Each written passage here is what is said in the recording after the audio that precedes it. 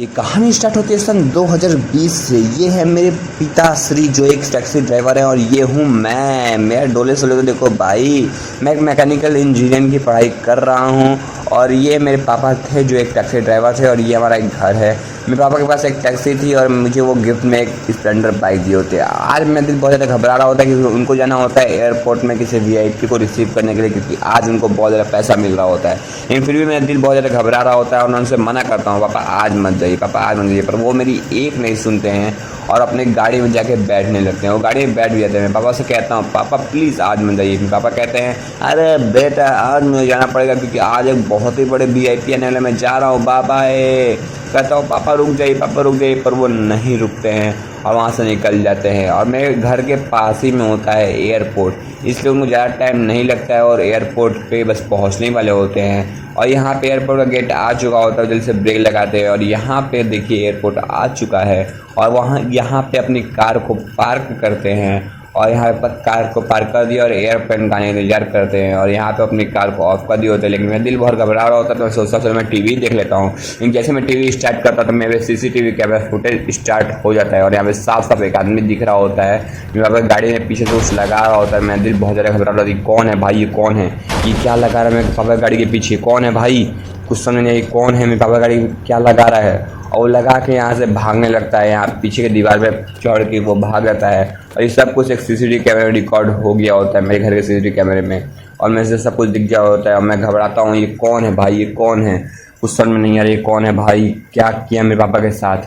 मैं जल्दी से भागता सोचता पापा को कॉल लगाऊँ और मैं जल्दी से कॉल का नंबर डायल करता हूँ, पर पापा कॉल नहीं उठा रहे होते हैं। चलो अब बताता हूँ अपनी कहानी अपने ज़ुबानी। यार पता नहीं क्या होगा मेरे पापा के साथ यार, ये कौन आदमी था कुछ समझ में नहीं आ रहा है। दिल्ली से चलता हूँ पापा के पास, ये कौन है भाई, अरे यार पापा के पास चलता हूँ, आदमी क्या लगा है मेरे पापा की गाड़ी के पीछे और मेरे पापा फ़ोन में नहीं उठा रहे, क्या होगा यार। पापा गाड़ी में भी खड़ा है लेकिन ये आदमी तो वही है जो उससे मैं सीसीटीवी कैमरे के फुटेज में रिकॉर्ड हुआ था।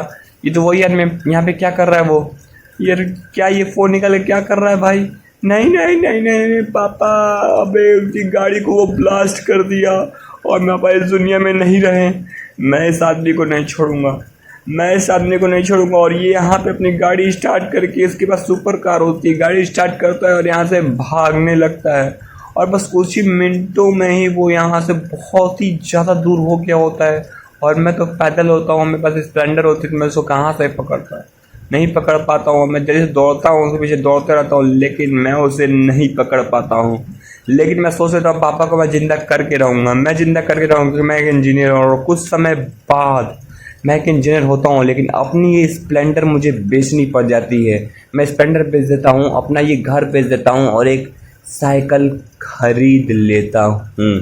साइकिल खरीद के एक रेंट के हाउस पर रहने लगता हूँ और साथ ही साथ पैसा कमाने के लिए मैं एक पेट्रोल पंप पे भी काम करने लगता हूँ। पार्ट टाइम पेट्रोल पंप पे काम कर रहा होता हूँ। लेकिन मुझे पापा को ज़िंदा करना होता है तो मुझे एक टाइम मशीन बनाना पड़ेगा, एक टाइम मशीन। मैं जल्दी से जाता हूँ और रोज़ किसी कचरे के डिब्बे में कुछ ना कुछ खोजते रहता ताकि मुझे कुछ ना कुछ मिलते रहे।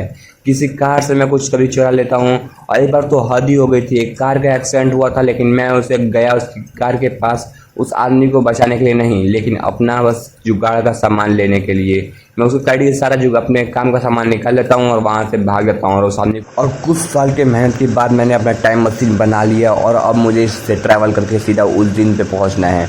और ये मैं चला, ये तो मैं उसी दिन में आ चुका हूँ। यहाँ पे सीसीटीवी कैमरा पे वही फुटेज रिकॉर्ड हो रहा था, वही फुटेज चल रहा था। मैं जल्दी से भागता हूँ, आज मुझे जल्दी से भागना पड़ेगा कि मैं बिल्कुल भी टाइम वेस्ट नहीं कर सकता और मुझे अपने पापा को बचाना है क्योंकि ज़्यादा टाइम नहीं है मेरे पास। वो तुरंत मेरे पापा की गाड़ी को ब्लास्ट कर देगा। मेरे पास बस 1 मिनट का टाइम है, मुझे 1 मिनट के अंदर कैसे ही पहुँचना है। मुझे जल्दी से पहुँचना पड़ेगा उस एयरपोर्ट में ताकि मैं अपने पापा को बचा सकूँ। ये क्या, यहाँ पर तो वो भी गाड़ी भी खड़ा है उस काले रंग के कपड़े वाले आदमी का, और यहाँ पे मेरे पापा का टैक्सी भी खड़ा है। जल्दी से जाता हूँ उस पापा को बचाने के लिए। ये क्या, मैं पापा पे आ गया हूँ और यहाँ जल्दी से उतरता हूँ और पापा जल्दी बाहर निकली, पापा जल्दी बाहर निकले गाड़ी में से, जल्दी बाहर निकले पापा। अबे क्या हुआ भाई, तुम यहाँ पे क्यों आ गए, क्या हुआ। और ये क्या, ये मेरी गाड़ी कैसे ब्लास्ट हो गई, ये क्या हो रहा है भाई, ये छोटे क्या हो रहा है ये। पापा ये वही आदमी है, देखो अब ये भाग रहा है, ये भाग रहा है पापा, ये भाग रहा है, इसको रोकना पड़ेगा मुझे। लेकिन मैं इसे इस बार नहीं छोड़ूंगा। मैं अपने घर से लॉन्चर लेके आया था, अब मैं इसे नहीं छोड़ूंगा। ये ख़त्म। मेरे पापा के साथ पंगा लेगा, हमारे साथ पंगा लेगा। तेरी वजह से मुझे इतना मेहनत करना पड़ा है, इतना दिन तक मैंने पापा से दूर रहा, तेरी वजह से कई सालों तक दूर रहा। तो नहीं छोड़ूंगा। अरे बेटा रहने दे, क्या कर रहा है ये, क्या कर रहा है, उस आदमी को क्यों मार रहा है? पापा आप नहीं जानते, ये बहुत लंबी कहानी है, मैं आपको बताऊंगा। अच्छा बेटे, तू टाइम ट्रैवल करके यहाँ तक आया है, शाबाश बेटे शाबाश। हाँ पापा, आपने तो मुझे इंजीनियरिंग पढ़ाई थी। हाँ बेटे, मेरा पैसा वसूल हुआ। और ये क्या, मेरे फ़ोन में कैसा नोटिफिकेशन है? कल्लू कालिया डॉन की हत्या हो चुकी है और इसके ये दो खास आदमी अब उस आदमी से बदला लेने के लिए उस आदमी को खोज रहे हैं जिसने कल्लू कालिया डॉन को मारा है। पार्ट 2 जल्दी आएगा।